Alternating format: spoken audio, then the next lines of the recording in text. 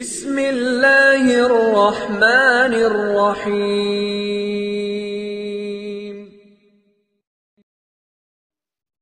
بسم اللہ الرحمن الرحیم وبہ نستعین اللہم صلی علی محمد النبی الامی وعلی آلہ وسلم تسلیما۔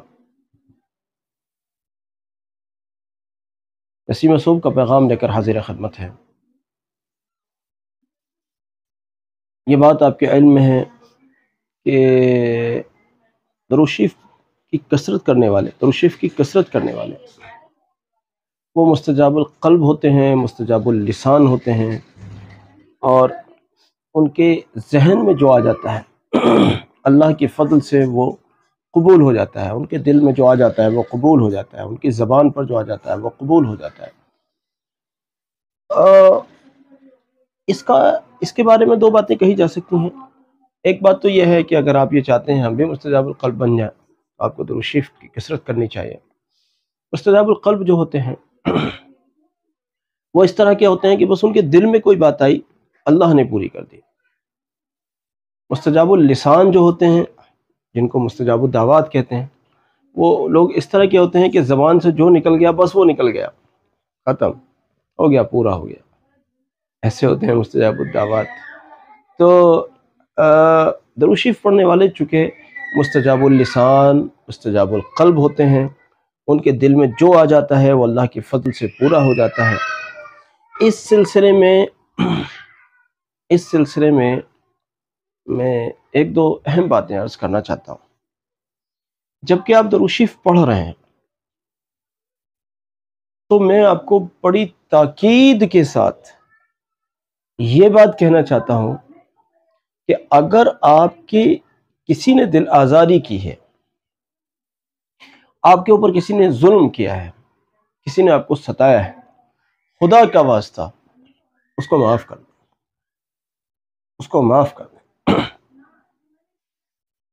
اور ہرگز بھی اس کے متعلق کچھ برا خیال دل میں نہ لائیں، ورنہ آپ کا یہ برا خیال اس کے متعلق دل میں لانا یا اس کو معاف نہ کرنا، یقین جانیے اس کو ہلاک کر دے گا،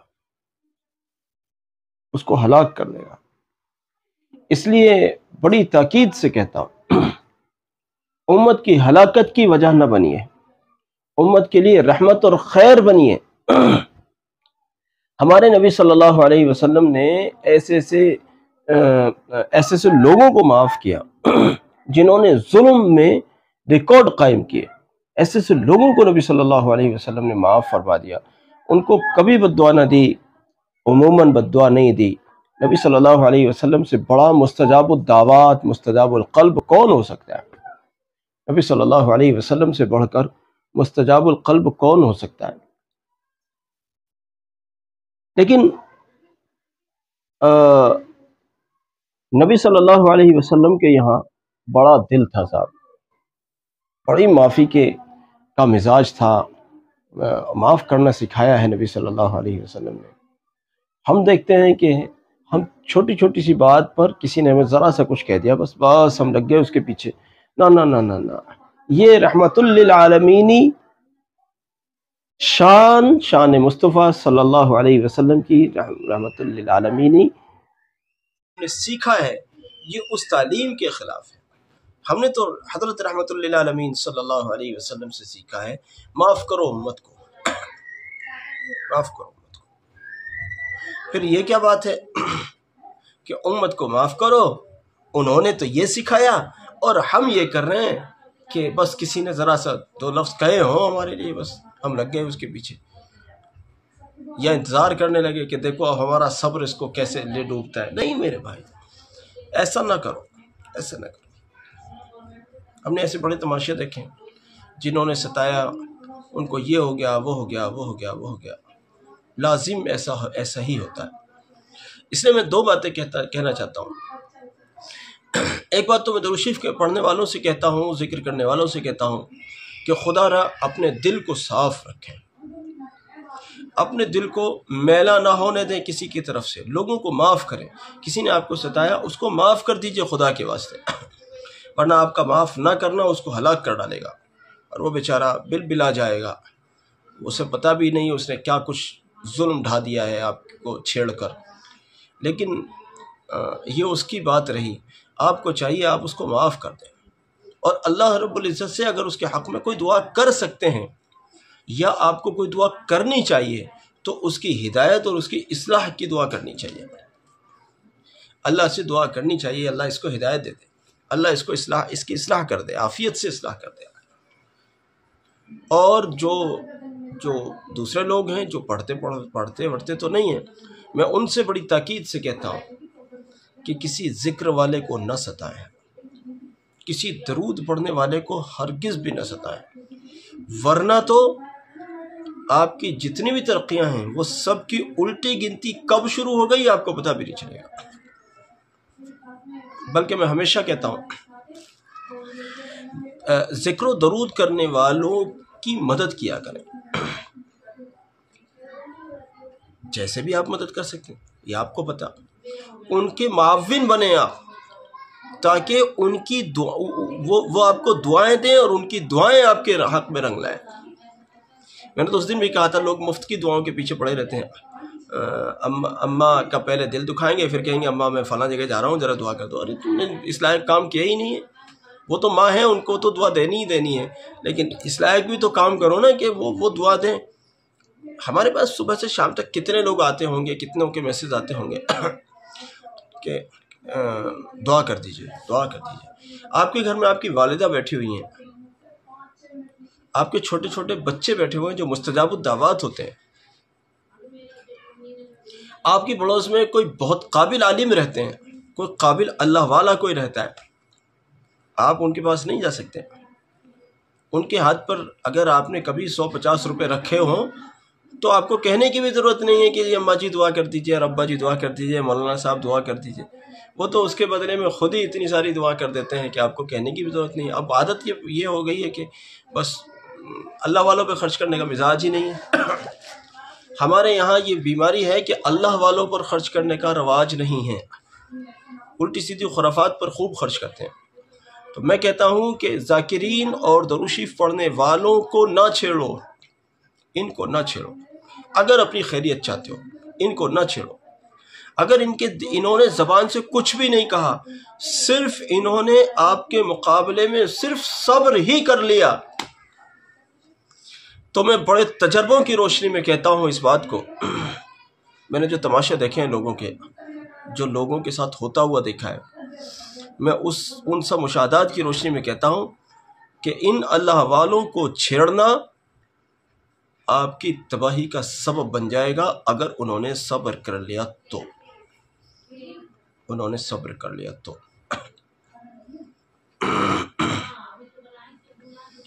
اس لیے اگر ان اللہ والوں کی دعا لے سکتے ہو تو لے لو، نہیں لے سکتے تو کم سے کم ان کو چھیڑو نہیں۔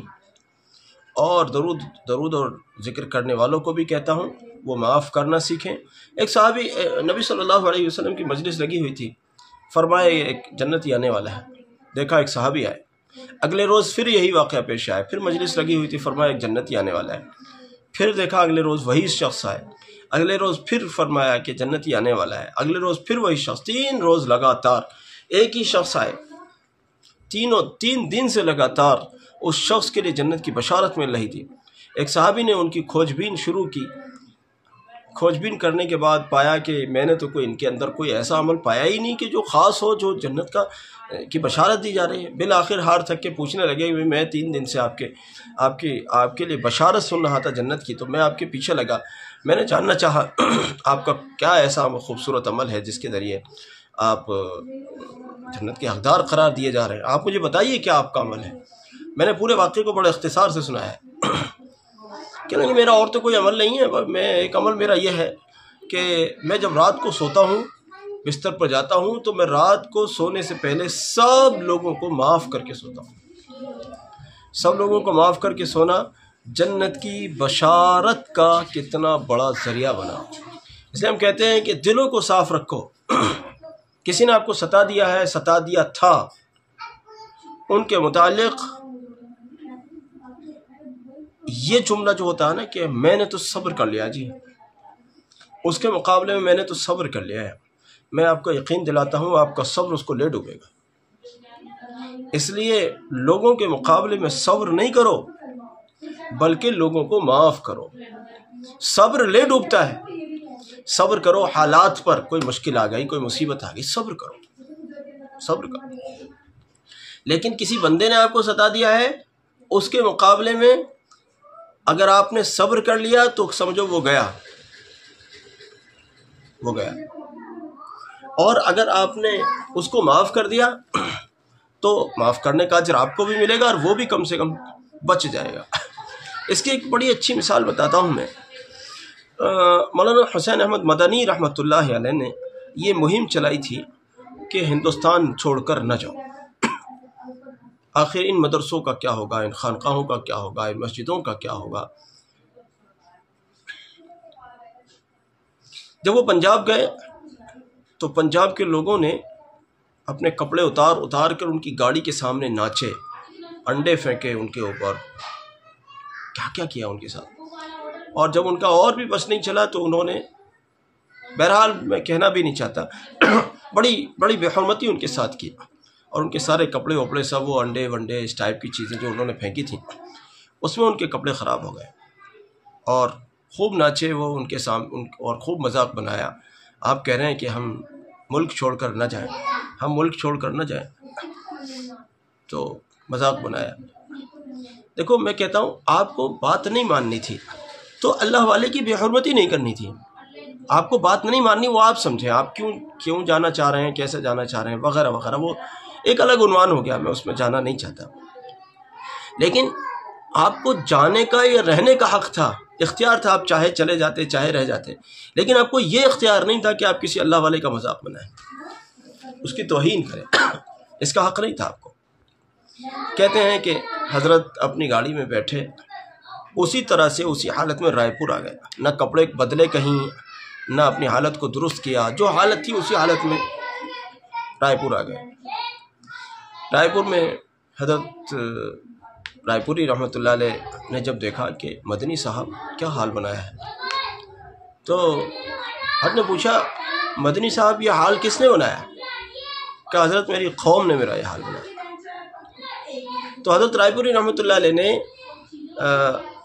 حضرت مدنی رحمۃ اللہ علیہ کے جو اس وقت کے جو خادم یا ڈرائیور جو بھی ساتھ میں تھے، ان سے پوچھا کہ بھائی حضرت نے اس حال کے بعد میں کچھ کہا ہے، کچھ بولے؟ کہ نا جی، جب سے پنجاب سے یہاں تک آ گئے بالکل خاموش ہیں، کچھ نہیں بولا۔ تو حضرت رائے پوری رحمۃ اللہ علیہ کے الفاظ تھے، اوہو پنجاب تو تباہ ہو گیا، یہ الفاظ تھے، پنجاب تو تباہ ہو گیا۔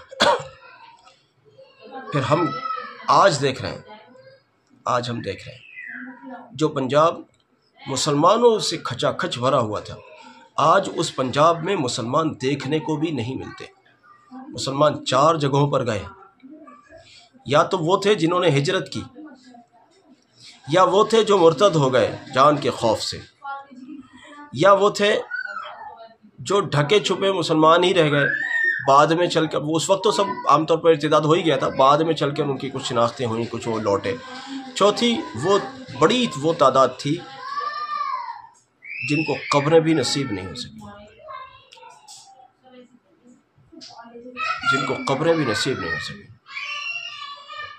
کچھ نہیں معلوم ان کا کیا ہوا۔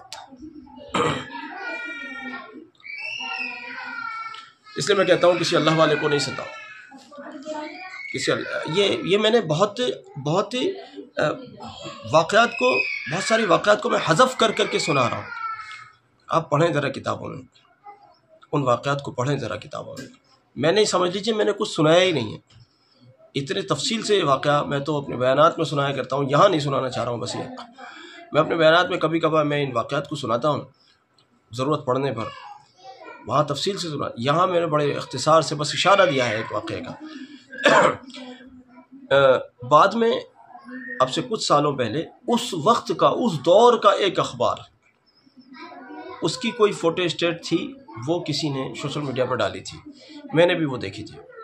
وہ کہتے ہیں کہ اللہ والے کو ستانے کا نتیجہ کیسا ملتا ہے، یہ عنوان تھا۔ اخبار پرانا تھا، اسی دور کا اخبار تھا، 47-48 جب کا بھی رہا ہو۔ کہتے ہیں کہ ہم یا تو دن کے وقت میں مولانا مدنی رحمۃ اللہ علیہ کی گاڑی کے سامنے کپڑے اتار اتار کر ناچ رہے تھے، یا پھر وہ وقت آیا کہ اللہ کی پناہ کہ ہمیں ہمارے ہی گھروں میں باندھ دیا گیا اور ہماری عورتوں کو ہمارے ہی سامنے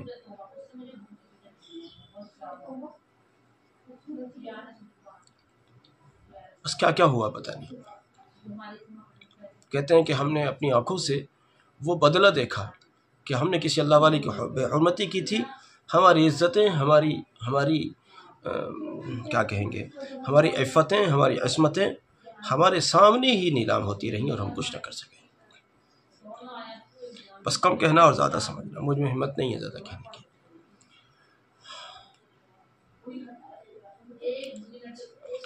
اس لیے بس میں اس وقت بس یہی کہنا چاہوں گا کہ اگر آپ درود شریف پڑھنے والے ہیں تو اپنے دل کو سنبھال کر رکھیں، لوگوں کو معاف کریں، اور اگر آپ پڑھنے والے نہیں ہیں، ذکر اذکار کرنے والے نہیں ہیں، تو پھر لوگوں جو اللہ والے جو لوگ ہیں ان کو چھیڑیں نہیں، ان کا مذاق نہ بنائیں، ان پر الزام تراشیاں نہ کریں، ان کا دل نہ دکھائیں، ان کو ان کے حال پر چھوڑ دیں۔ اگر آپ ان کی کوئی خدمت کر کے ان سے دعائیں لے سکتے ہیں تو بہت احسن، اگر ایسا نہیں کر سکتے تو خدا کے واسطے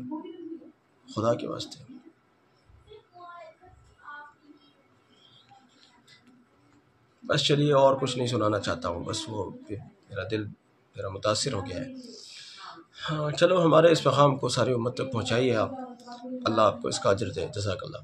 السلام علیکم ورحمۃ اللہ وبرکاتہ۔